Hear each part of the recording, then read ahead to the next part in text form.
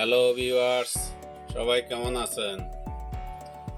আজকের পর্বে আমি আপনাদেরকে ইলাস্ট্রেটরে গ্রুপ সিলেকশন দিয়ে কিভাবে কাজ করা হয় সেটা নিয়ে আলোচনা করব।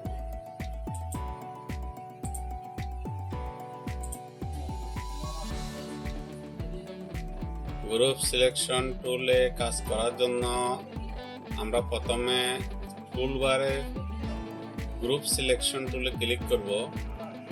গ্রুপ সিলেকশন টুলে ক্লিক করার পর আমরা যে কোনো অবজেক্টের উপর ক্লিক করে এটাকে আমরা যে কোনো দিকে এটা মুভ করতে পারি।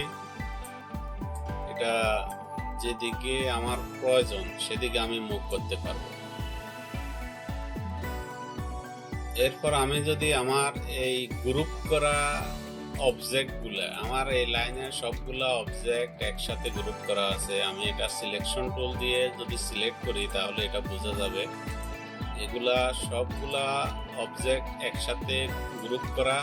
কিন্তু আমি যদি গ্রুপ সিলেকশন টুল দিয়ে ক্লিক করি তাহলে শুধু যেটার উপরে ক্লিক করব সেই অবজেক্টটাই শুধু সিলেক্ট হবে, অন্য কোনো অবজেক্টগুলা সিলেক্ট হবে না। এখন আমার এই গ্রুপের সবগুলা অবজেক্ট যদি আমি একসাথে সিলেক্ট করতে চাই তাহলে আমাকে এটার উপরে ডবল ক্লিক করতে হবে। ডবল ক্লিক করলে তাহলে আমার একসাথে সবগুলা অবজেক্ট সিলেক্ট হবে এবং আমি একসাথে এগুলাকে কপি করতে পারবো এবং যে কোনো দিকে সরাতে পারবো, মুভ করতে পারবো, এতে আমার কোনো সমস্যা হবে না। এরপর আমার এখানে এই তিনটা লাইনের তিনটা অবজেক্ট একসাথে গ্রুপ করা আছে।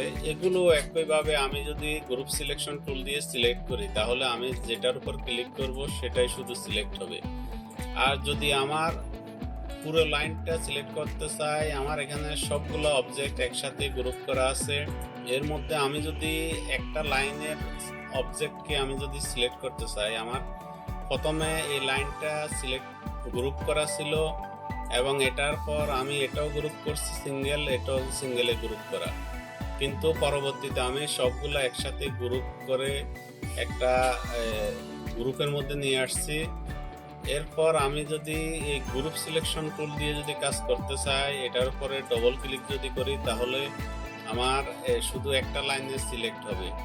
এরপর আমি যদি একটা 1 2 3 তিনবার যদি আমি ক্লিক করি, আমি যদি কোনো অবজেক্টের উপর এভাবে তিনবার গ্রুপ করি তাহলে আমার পুরো অবজেক্টগুলো সিলেক্ট হবে, কারণ আমার পুরোটা অবজেক্ট দুইবারে গ্রুপ করা ছিল। এটা একভাবে ছিল গ্রুপ, এটা ছিল আলাদা গ্রুপ, এটা আলাদা ছিল গ্রুপ। এরপর আমি তিনটা অবজেক্টকেই একসাথে গ্রুপ করেছি, সেজন্য আমাকে সিলেক্ট করার সময় 1 2 3 তিনবার যদি আমি ক্লিক করি সবগুলো অবজেক্ট একসাথে সিলেক্ট হবে। আর যদি আমার কোনো প্রয়োজনে দুই একটা অবজেক্ট সিলেক্ট করতে হয় তাহলে আমি এভাবে শিফট ধরে সিলেক্ট করব, ক্লিক করার পর আমার যে অবজেক্টগুলোর উপরে ক্লিক করব সেগুলাই শুধু সিলেক্ট হবে এবং আমি এগুলাকে যে কোনো দিকে সরাতে পারবো, মুভ করতে পারবো বা কপি করতে পারবো। এটাই হচ্ছে গ্রুপ সিলেকশন টুলের কাজ। গ্রুপ সিলেকশন টুলের মাধ্যমে যে কোনো গ্রুপের ভিতর থেকে যে কোনো অবজেক্টকে সিলেক্ট করে এডিট করা যায়।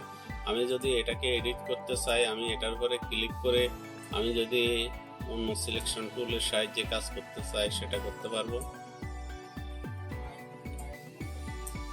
এরপর আমি যদি এটাকে সরাতে চাই এটা সরাতে পারবো। এই হচ্ছে গ্রুপ সিলেকশন টুলের কাজ। এরপর আমি যদি এই ধরনের কোনো এই গ্রুপে যদি কোনো অবজেক্টে যদি এডিট করতে চাই তাহলে আমাকে এই গ্রুপ সিলেকশন টুলের মাধ্যমে আমি যদি এই ডলারগুলোকে এখানে যদি ডবল ক্লিক করি তাহলে প্রথমে ডবল ক্লিক করলে যে কোনো একটা ডলারের চিহ্ন এখানে ডলারগুলা এখানে কপি হবে বা এদিকে মুভ করা যাবে। আর যদি আমি এটার উপরে ট্রিপল ক্লিক করতে চাই তাহলে এখানে যেই ডলারগুলা একসাথে গ্রুপ করা ছিল। প্রথমে এটা সিঙ্গেলে গ্রুপ করা ছিল, এগুলো আলাদা আলাদা সিঙ্গেলে গ্রুপ করা ছিল, পরবর্তীতে সবগুলা মিলে একটা গ্রুপে ছিল।